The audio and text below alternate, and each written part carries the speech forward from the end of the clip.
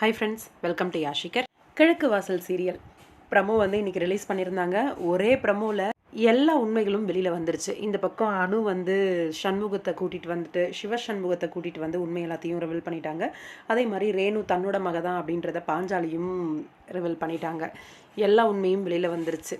இப்போ இருக்கிற 1-2 எபிசோட்ஸில் வந்து ரேணு வந்து அதுக்கப்புறம் அனுவுக்கும் சண்முகத்துக்கும் திருமணம் அப்படிங்கிற மாதிரி ட்ராக் மூவ் ஆகிறது மட்டும்தான் பேலன்ஸு.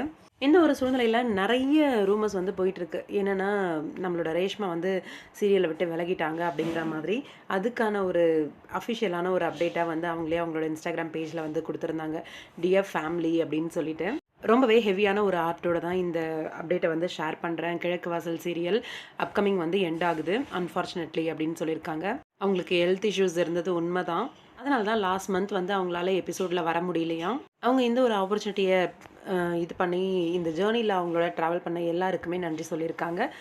அந்த அளவுக்கு சப்போர்ட், லவ் எல்லாமே கொடுத்துருக்காங்க. நிறைய ஃப்ரெண்ட்ஸும் அவங்களுக்கு இந்த சீரியல் மூலயமா வந்து ஃபார்ம் ஆயிருக்காங்களாம். அவங்களோட லைஃப்பில் இந்த பியூட்டிஃபுல்லான சாப்டர் வந்து வந்ததுக்கு ரொம்ப பெரிய நன்றியும் சொல்லியிருக்காங்க.